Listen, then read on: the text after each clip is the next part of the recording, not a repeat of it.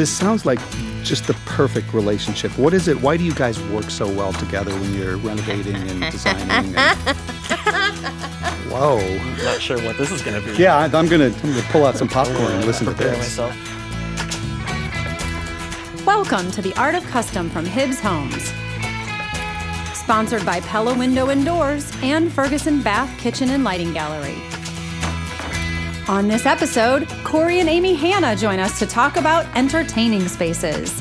They tell us about their business and the interesting things they've done to their rental properties, as well as their own home. Enjoy! Welcome back, everyone, to The Art of Custom. We're halfway through our season. Can't believe it's moving along so quickly. We've been really breaking down each room of the house, from materials to design to even furnishings. We've been talking about components of each room that make the house really feel like a home. And today, Melody, we're going to be talking about entertaining spaces, but we have a little bit of a twist to the show.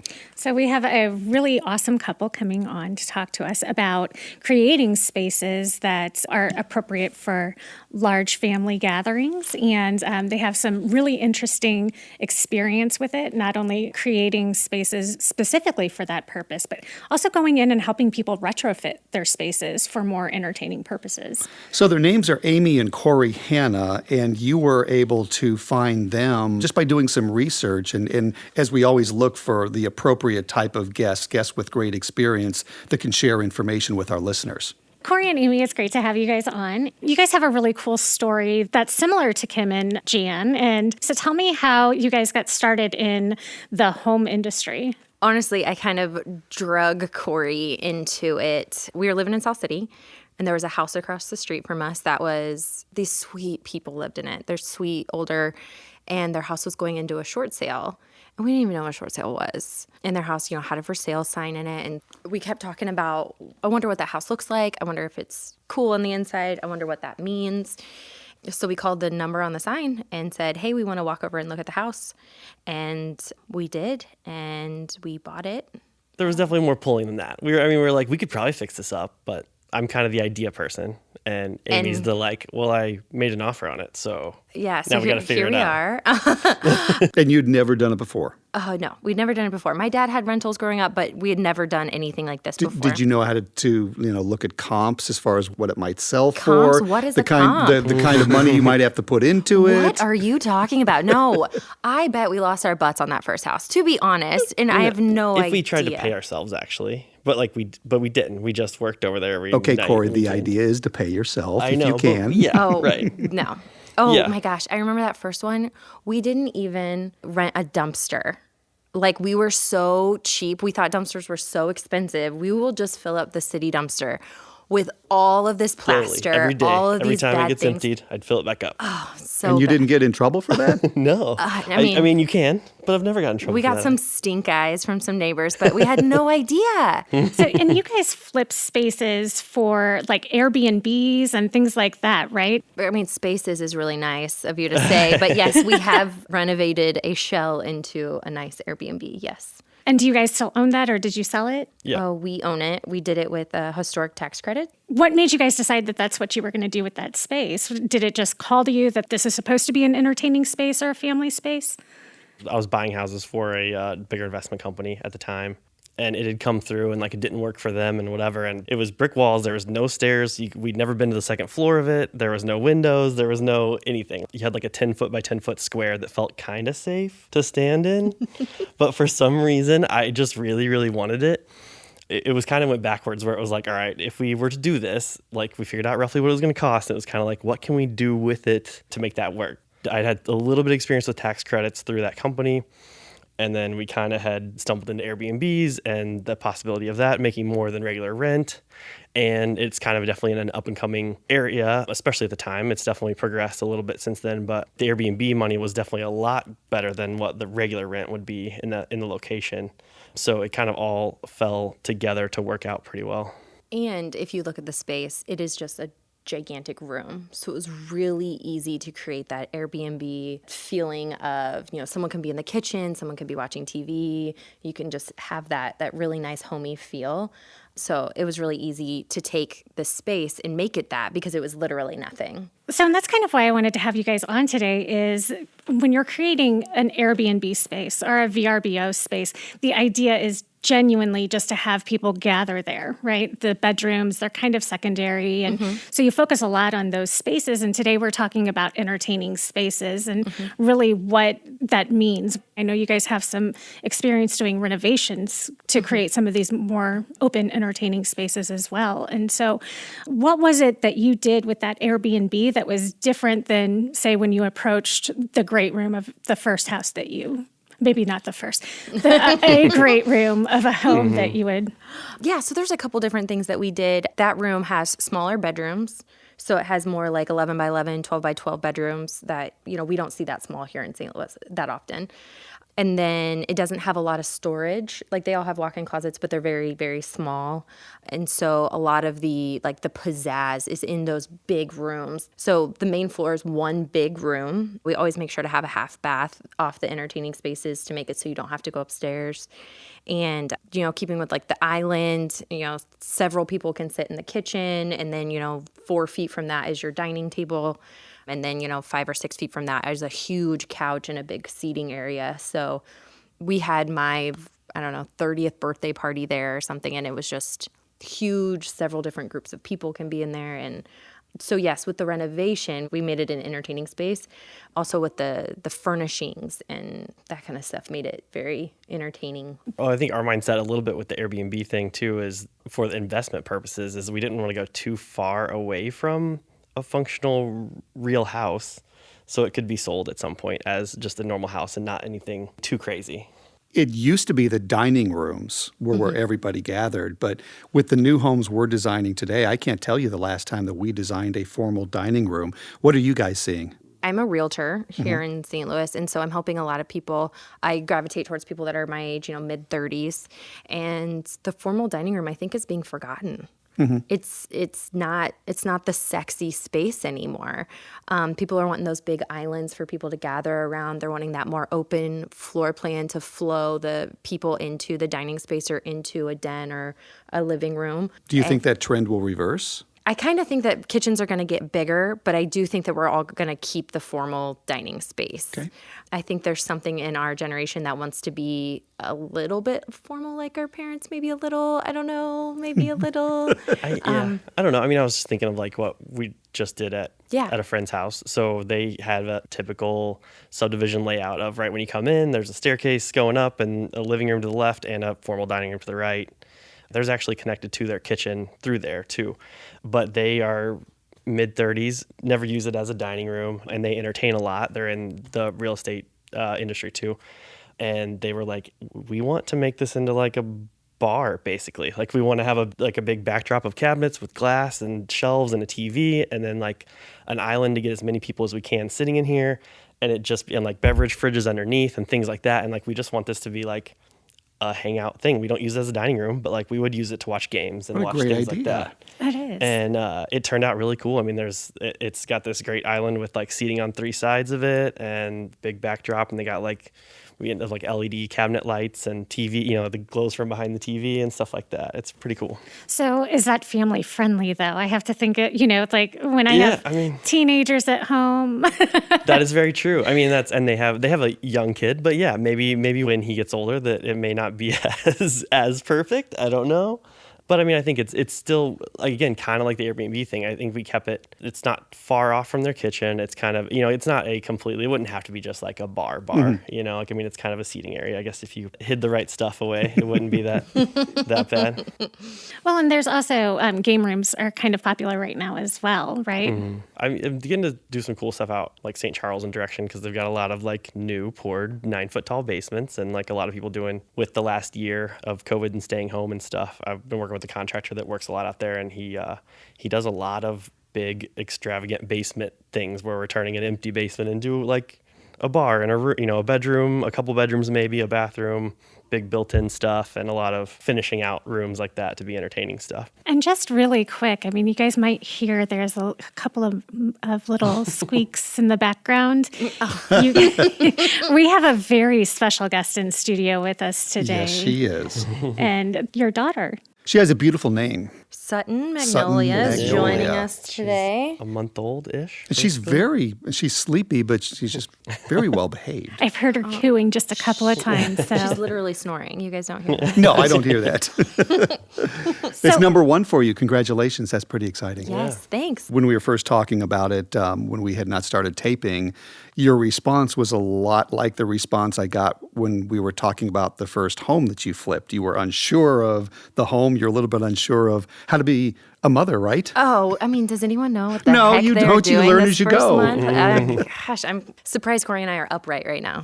But we're figuring out as we go, just like we have done with our businesses. Well, what's interesting is it only took you a couple of years, and then you were able to transition into doing something that it appears you love and you're really good at, and you're able to do it full time. Oh, yeah. Yep. You made the jump to full-time pretty quickly. I think I was just sick of my job. But yes. So I was an accountant. Kory was an engineer. I literally hated my job.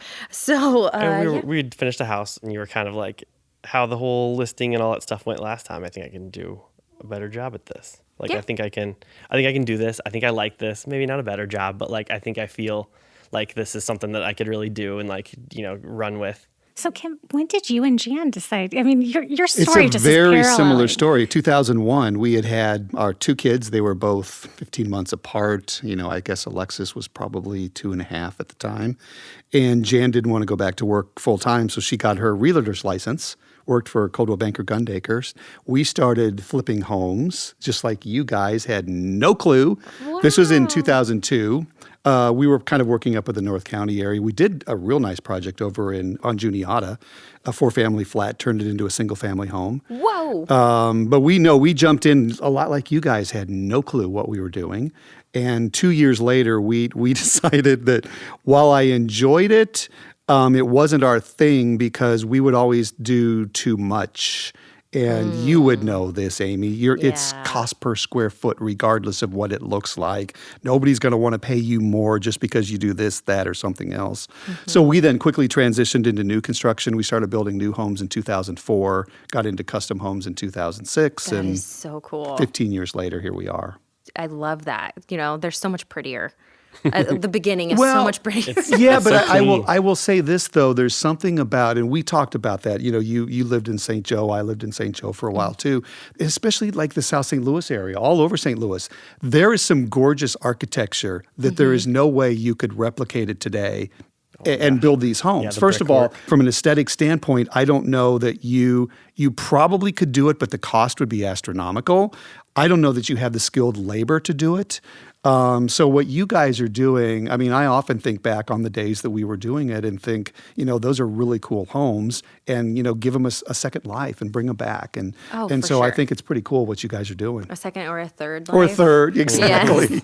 Those 80s kitchens. Oh, yeah, gosh. We've definitely had a couple of ours have been kind of like the Airbnb. It was more like we kind of fell in love with this crazy old building. Exactly. And we're like, we got to figure out how to make this something again. And to me, half the fun of going to a city and visiting it is walking downtown and looking at the old architecture. You cannot see that today. I don't care. I don't care what's being built. You are not seeing the same architectural design nor details. And I miss that. Yeah, no, for sure. We always think like a spin on classic. So, opening up some stuff, but still keeping that like integrity of what the space originally was used for and stuff like that, except for those hideous 90s kitchens. Like, if you have a 90s kitchen, please call my husband at Hannah Kitchen Go right now. Hey, I heard about that. You have is it a kitchen cabinetry company or what? Tell me about that. Yeah, what are you doing? So it's kind of a newer thing. Through managing a bunch of renovations with the last company that I worked for, I really kind of liked the kitchen design side of it and the planning end, which is kind of more what my bachelor's degree was in design architecture direction. So I really liked the 3D modeling and the planning of the kitchen. And I had worked with a few different cabinet people and kind of just felt like what they were doing seemed like it'd be kind of fun. In a simple way, you're kind of in this sometimes messy renovation for like a very small, like little clean here's the plan, and we ordered the cabinets and we dropped the cabinets off, and sometimes you don't have to deal with all the craziness that goes along with the rest of the renovation. And so I reached out to a few companies and worked out a deal with a manufacturer. I'm designing kitchens, helping people design kitchens, working with mostly rehabbers and contractors, a few retail people here and there. It's been a lot of fun. I really like the manufacturer that I'm working with. There's definitely some positives over a lot of the cabinets I've worked with and seen over the years. It's a lot of fun working with rehabbers and being a rehabber, because I feel like I'm able to keep the reins in pretty good, or go far if they want to go far, or keep it pretty simple and and minimize moving of walls and keeping within a structure if they need to.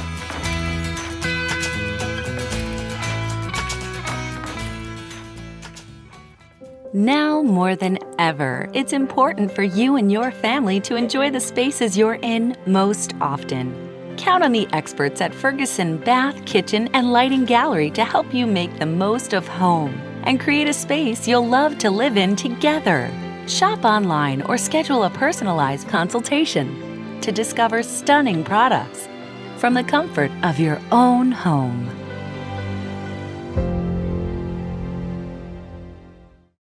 We talked to a designer that we work with up in Utah about designing kitchens a couple of episodes ago. And one of the things that she talked about was approaching it from the standpoint of how that kitchen is going to be used. How do you approach designing a kitchen for somebody who maybe doesn't cook and uses it for entertaining primarily? Yeah, I think it's going to be, again, like the stuff that you see all over the place of the island and all that kind of stuff, more the gathering part. And then I think especially if they're not cooking, what do you want to not see or see? Like how much do you want to hide? We cook a lot, actually, but we really wanted it to be really light and like low. So like we don't have any uppers. We have open shelves that are actually in front of a big window, and there's not even a cabinet on top of the fridge. There's nothing. It's just like it's a pretty much low island and back wall thing. But then we have storage elsewhere to kind of get rid of all the other stuff that you don't want out there. Like you said, it's kind of how you want to use it. And I think one of the questions that I ask a lot of people, maybe if it's a regular client that has like maybe an insurance claim or something where they're like, they weren't planning on doing this kitchen remodel, but now they're needing to do a kitchen remodel. It's like, okay, like we're standing here and we've talked about colors and things like that, but like, what do you like? Find me something you hate about this kitchen. Like, find me something you really don't like, because there's going to be those things if you've lived in a house for a little while. Yeah, I think we're also starting to see more of like the paneled refrigerators, so they kind of blend in. We're seeing larger pantries so you can put your crap away, that kind of stuff. The bigger the island, the better. We've started to see 2 islands. I love that. Right? That's bougie. Who doesn't love that? So yeah, those things. Those are big things. I think the little things that are like coming up more, like almost everybody absolutely wants the trash can pull out, and like the things like that. Will you design a kitchen differently if somebody comes to you and says, I'm the world's best chef, just kind of undercover? Do you design? Oh, you're pointing over here to Kory. Yeah, he definitely does. It's got. Oh, I thought he was the undercover chef, but you're saying. No. Okay, so do you design differently then if somebody is kind of like you have bigger stoves and yeah, stuff. We can talk about, there's a lot of different options, which I'm sure you guys talk about with, the custom build stuff. I really try to go with what they want and focus on how they're going to use it. I just met with some people last week that their big focus is they want to, like, sitting at the island no matter what, even though it kind of feels backwards to me in the kitchen layout, they want to be like looking out this big wall of windows on the back of the house. But like the rest of the kitchen is going to be behind them. And then the overhang is going to be like going that direction. But it's the way they want to like sit, it's how they want to use their kitchen. They want to sit at that island and look out these windows. And so, I think I try to lend more to what they want or how they want to live in it. And it's interesting because we just, in our previous episode, were talking with an architect and another builder about the great room and the importance of the windows and the large doors and the seamless transition. And it goes right into the kitchen, and the way people want to live is they want to be able to look out and enjoy the environment a little bit. Or the brick house right next door. It's funny. We had that conversation a lot because my renderings, I need to change this probably. My renderings, the background that's outside the house is always this like mountain scene. I love that. And it's great, but it's just, as people make comments about it all the time, like, I wish that was my view or whatever, like out these windows. Literally, our last episode, that is the exact same thing we were talking about, are mountain views out the kitchen and the great room. What you guys do is so cool. Park City, Utah. It's wow, quite awesome. That's fun. And here in St. Louis, some of these homes are super old, especially when you get into the South City area. And I can't help but think about how many formal rooms there were. There was the front room, and then so how do you guys accommodate kind of these modern designs when you're going through and renovating and, again, opening it up to have more people when these formal spaces aren't really like the thing. Parlor. Yes. What do you do with a parlor? Well, we have not renovated a parlor yet, but it is on my life to-do list. But people need those spaces. They're just not called that now. So people want an office.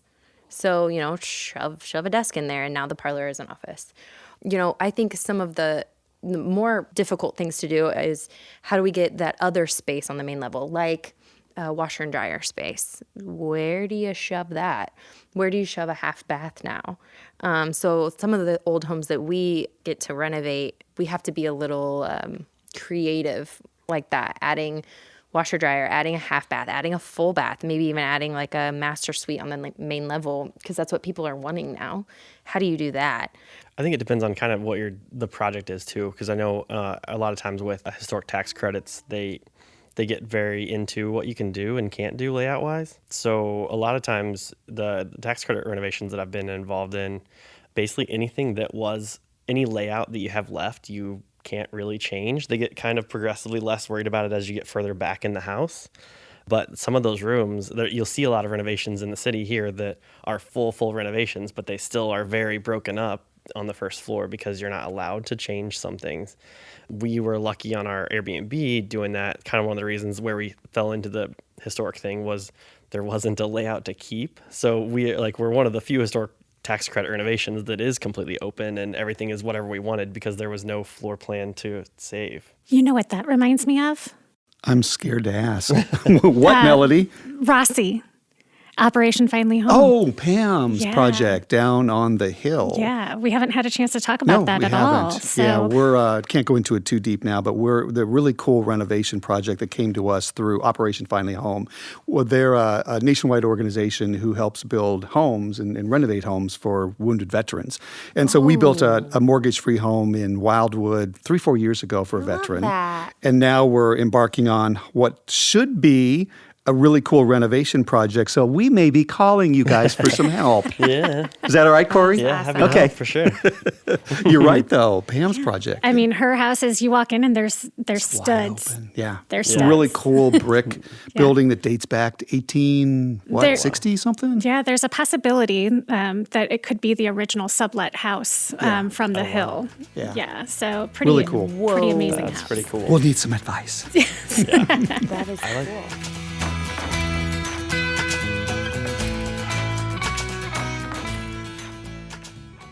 This podcast is sponsored by Pella Windows and Doors. Pella is the industry leader in innovation and style. Windows have become a key element in home design, and Pella has the product and professionals to guide you to your perfect solution. Pella is cutting edge in energy efficiency, durability, and performance. If you're tired of looking through screens, check out the Pella integrated roll screen that you won't see until you need it. Pella offers the broadest selection of premium products to meet any budget and any design inspiration. Allow Pella to show you what they can do to improve the style and comfort of your home. With Pella's limited lifetime warranty, you won't have to worry about windows and doors again. Call 314-714-0100 to make an appointment or visit our showroom in Chesterfield Valley. So if you guys were, and I'm sure you will one day, whenever you decide to design your dream home, what are the entertaining spaces that are the must-haves that you would include in that? Oh my gosh. I Dream love big, entertaining. Amy. Yeah. Okay. So we probably won't have that dream house for 10 years or so. So we'll have As a she child. looks at Sutton. I know. Thanks, kid. But so I have always wanted to finish lower level. I've lived in an old house forever. So finish lower level for sure. Shove kids down there, right? And it's very inexpensive to finish a basement compared to the main floor and going up. So great advice. Much cheaper to finish the lower level. Yes, but when you go to sell it, you don't get as much out of it. But that's a conversation for another day. So I want that. I want big, tall ceilings. I love when people look short in my houses. I want that open floor plan. I definitely want an eat-in kitchen and then like a dining room. I love that. And I want 2 TV spaces so I can watch what I want and he can watch what he wants. And so that... And when you have people over, you can have a couple of different things going on, too. And you can have those little, like, pods, you know, at parties when you have, like, different types of people. I like that. People, like, pod off and talk about what they want to talk about. But there's always a space where you can all get together.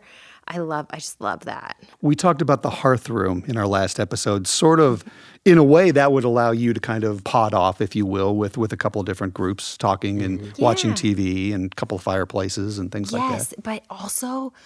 I want there to be an awesome kitchen. Like Kory said, we cook all the time, but I want there to be like another area of the kitchen that is for like kind of like that wet bar situation, but not elsewhere in the house. So there's an ice maker. There's, you know, a beverage fridge that's not tiny. We're not talking dorm fridge. We're talking full size bevy fridge, okay?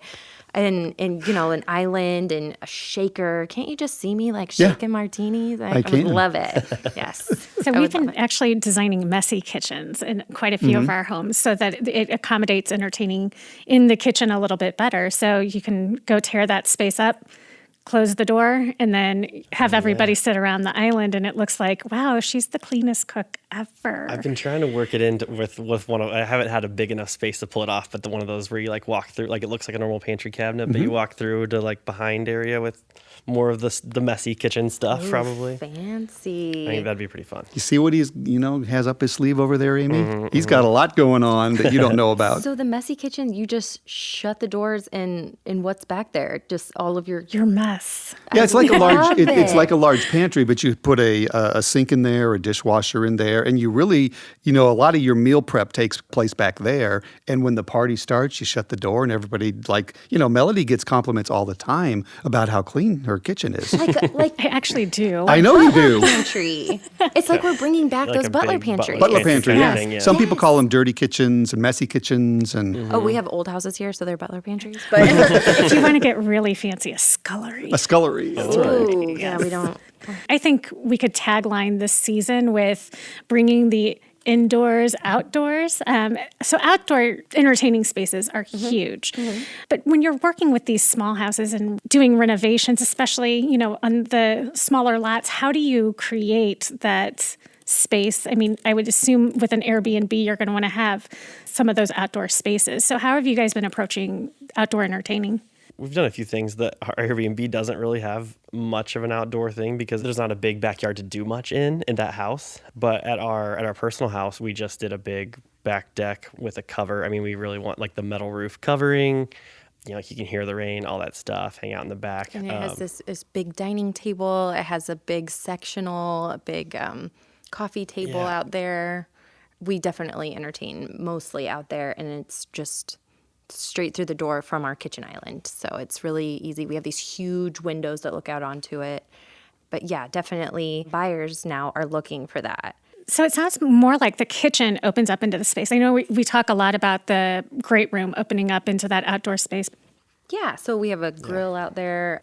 I feel like we see that a lot in St. Louis, is the I think kitchen it's- opening. I think it's the old house, the skinny old house thing where you end up with the kitchen at the back. So then, whatever you have of the back door is kind of off the kitchen. The shotgun layout. Yeah, I mean, almost a shotgun. Like a lot of the city houses, even the bigger ones, are kind of in that mindset of a little bit of progressing backwards. So what entertaining spaces have we not thought about that you guys are seeing either through renovations or real estate? I love the second floor living room. Oh, I there's a good one. love those where, kids can go, or game room. It's something, it's just up. It's usually like kind of open air to the first level. I love those, but we're really only seeing those in the newer homes. Yeah, we just had some friends do a giant one of those on top of you could call this a renovation, I guess, but they basically took a little tiny house in Brentwood and tripled the square footage, I guess. They went like back and up and on top, and they're not much of the old houses left.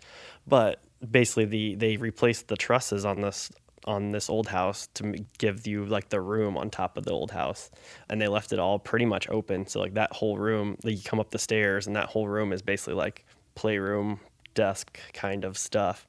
but it's basically on top of the entire old house they used to live in, which is kind of crazy. We actually just built a house out in West Eureka that had the entire second floor. There was a reading nook built in and even a study space that could be closed off between the bedrooms. And it was specifically for the kids, an amazing organization system built into it as well for all those toys. With the cabinet company, I just did one really in somebody's basement recently where it kind of started out as a small little wet bar area. And then as we were there talking, they're like, well, we'd like to get the kids down here to do homework and all that kind of stuff. And we ended up going across, kind of in one line. There's like this wet bar, but like a beverage fridge and a couple cabinets that was kind of like their spot for that. And then a divider wall. And then there was this big desk area that was like a bunch of cabinets to hide all that stuff and a couple desk spots. And it's all just this big built-in line in the basement. It's kind of that same thing of like where you can put all that stuff away. And you can still be down in the basement and not look all crazy.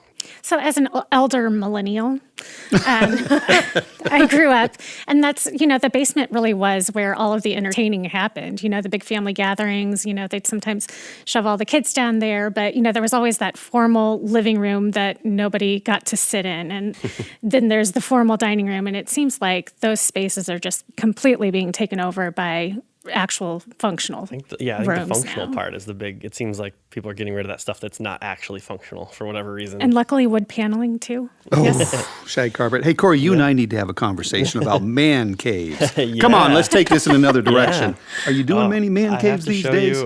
I have to show you a bar that the contractor I work with a lot is finishing up right now that is kind of in that vein. We did like a very, very trimmed out bar, like wraparound bar with like the panels and a really dark wood grain finish. And sounds like wonderful. Glass cabinets on the back, and it's really cool. But yeah. And a big TV, of course. Yeah, and big TV. Comfy couches and chairs. Yeah, I think I haven't gotten into one that was like a full-on, like an entire basement as a man cave situation. But I think it's that functional thing. That basement that this is in, there's that with a TV. There's a theater room kind of area. There's a bunch of things to make this basement a man cave. A big. Every time I say that, cave. Amy kind of rolls up her nose over there a little bit.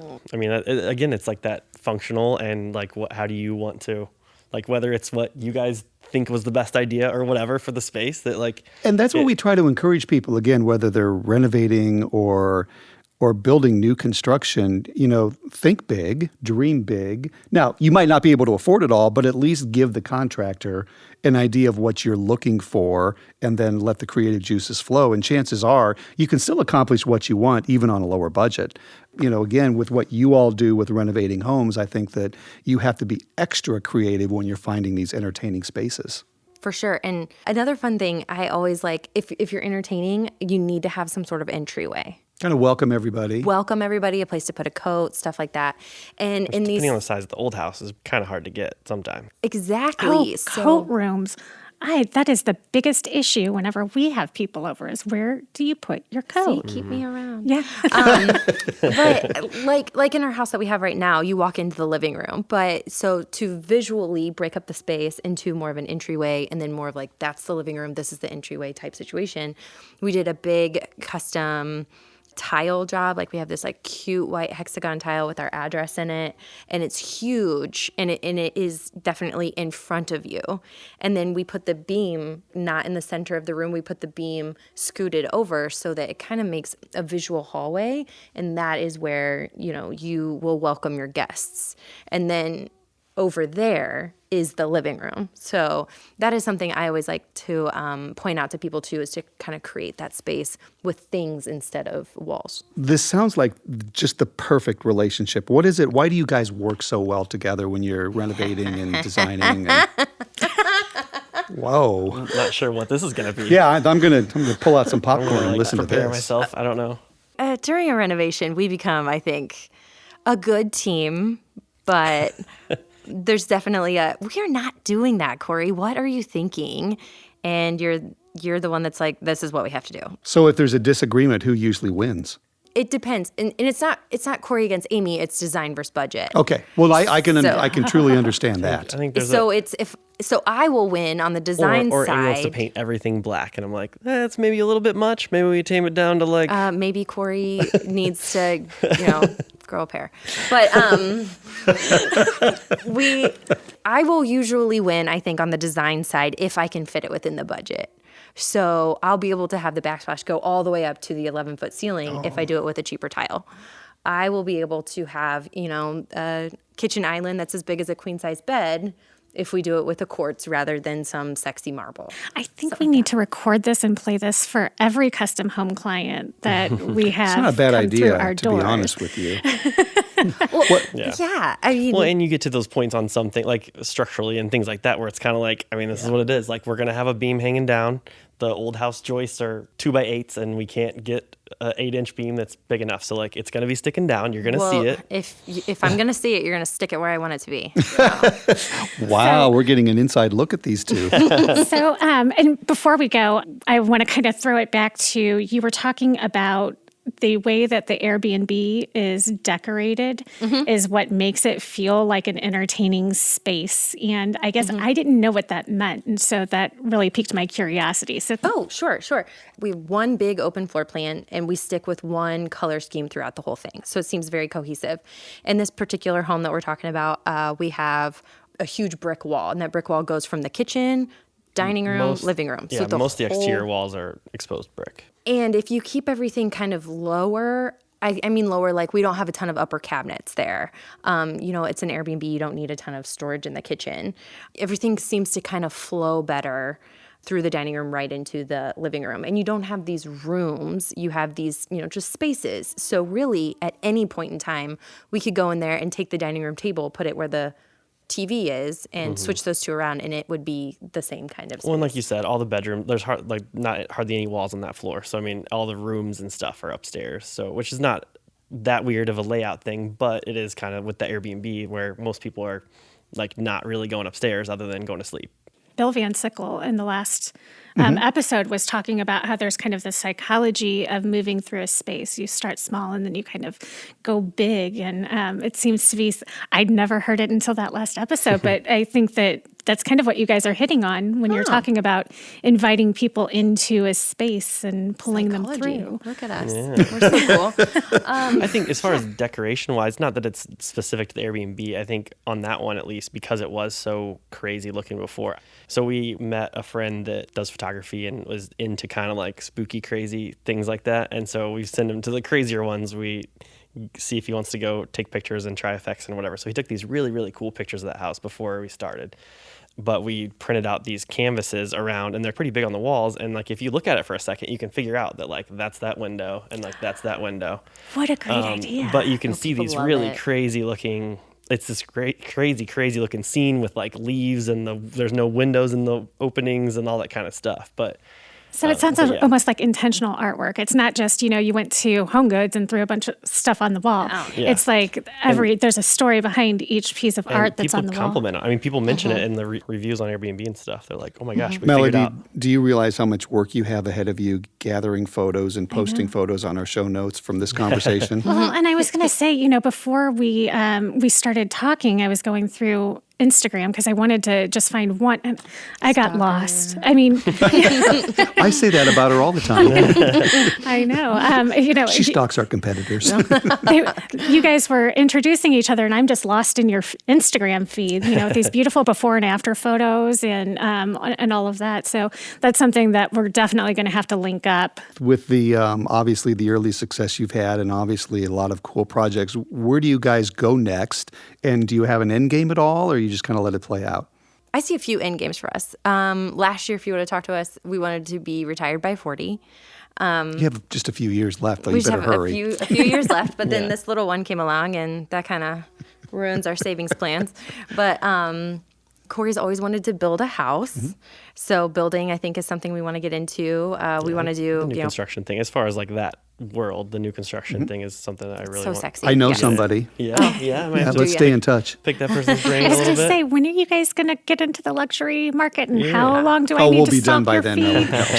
feet? No. Hannah Kitchen Co. has already grown almost too big for just you to handle. Wow. Yeah, I mean, there's some organizational things to figure out with that, but I'd like to keep that going and kind of get it where it's not as labor intensive on my end. But yeah, I mean, I think we more and more want to do like the Airbnb and whatever passive things. I mean, I think we'd like to be able to travel some more. I mean, we spent 6 weeks in Mexico last year, so And the year before. hopefully we can get back to doing that once she's a little bit older. But yeah, I mean, I think we'd like to like set things up in a way that we can do that, or whatever our businesses are, however they are, that we can step somewhat away or keep them going for that month or so occasionally from somewhere else. So will it be more Airbnbs then? That's kind of how you guys came on my radar. I love the Airbnbs, honestly, because you can go super funky. And you can take, again, you can get a weird space. Like, I mean, that's kind of where we start talking. We get excited thinking about like really weird, funky, like, repair shop, like auto repair shop or something, if it's in the right spot, but like do it as, make it work as an Airbnb. Yeah, I think we're a little too funky for mainstream. So whenever we have to like rehab it and sell it and put it on the market, we're doing a lot of gray, we're doing a lot of white kitchens, we're doing a lot of trendy, but like kind of bland. And, we want to like do a green kitchen with black walls and, cement floors, and we want to do funky, and that just kind of in St. Louis falls into the Airbnb space. Originally we thought of Airbnbs or VRBOs as like big houses that sleep groups, because you're not, so you're comparing against 3 or 4 hotel rooms versus one. But I think the more we thought about it and the more we traveled, we were like, well, we always stay in studios or like, little 1-bedroom things or whatever. So, I mean, that's another thing that we kind of want to go after, either converting or just small properties that don't really work for regular, not a ton of people are wanting to buy a 700 square foot, 600 square foot house right now. But if you made that into like a studio or a 1-bedroom Airbnb, that would be perfect. So, I mean, I think those kind of directions are Our travel habits in the last year with the pandemic have changed dramatically. And so we only get VRBOs or Airbnbs. And so we want to be able to cook and do all of those things. And so it's interesting to me what you guys do. And I know we have some Park City clients that potentially, even some in St. Louis, in Augusta, looking to create some Airbnbs within their custom homes and designing outbuildings and things like that, because it does seem to be a shift in the way people travel now. It's definitely a shift, not a trend. Trends come and go, but I think this is a shift that's here to stay. I agree. Yeah, I think so. Yeah, like little income producing kind of thing. I mean, maybe, like a little investment almost, or you can convince yourself that it's kind of an investment to add it onto your, your big custom home. Or aging parents. Yeah. Aging parents can stay in your back apartment over your garage or whatever. Yeah, that's another thing we've talked about with having both out-of-town family that. I am so happy you found Amie and Kory. She came into the office a week ago and was so proud of herself, and now I know why. This has been fun. It's been a great conversation. Yes, I've learned a so lot. much. I know. And I've met some new friends. Yes. And you guys know that if you ever need some information or advice on new construction, seriously, just call us. We're more than happy to help. And of course, we have to take you plug up on season 3. Oh, season 3. Yes, because we take you through the construction process from start to finish. And so there are tons of episodes out there just waiting for anyone who's interested in the new construction space. But I will say this was a fun conversation. I think We need so to do too. it again sometime. I think so too. Yeah, let's do it. Yes, thanks for having us. This Yeah, was thanks a a lot. lot of fun, and sorry still if you hear Sutton snoring in the back. No, Sutton was a welcome addition.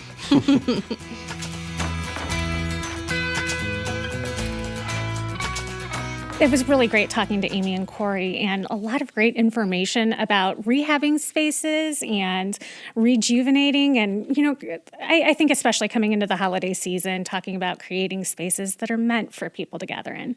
Absolutely, because we have a lot of our listeners as well. They're not all building new homes. A lot of them are thinking about renovating or doing additions to their current spaces. And you're right.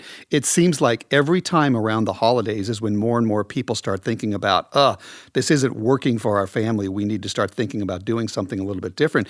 And a reminder, last season number 3 of The Art of Custom, we really focused on the behind the walls, if you will, process of building a home or an addition renovation project. So we invite our listeners to go back and listen to season number 3 if you want some more of the sticks and bricks conversation for how they would go about doing that. And if you're enamored with the technical details, why don't you leave us a review too? That's good. Rate and review. We can certainly use that, right? Yes. Help us grow. Next week, this is very interesting conversation, especially with the pandemic now, continuing on for, not quite 2 years, but more and more people are working from home. More and more people are looking for flex spaces. So that's what we're going to be focusing on our next episode. And it's not just home offices. I mean, kids are also doing school from home. So we'll have some really cool information about that as well. And we look forward to having everyone join us on our next episode of The Art of Custom.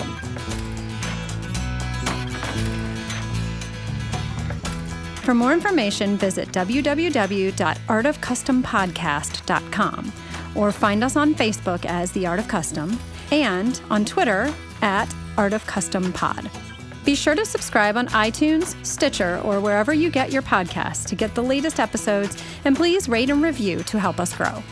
The Art of Custom is produced by Hug Monster Sound with original music by Adam Frick Verdine. Thanks for listening.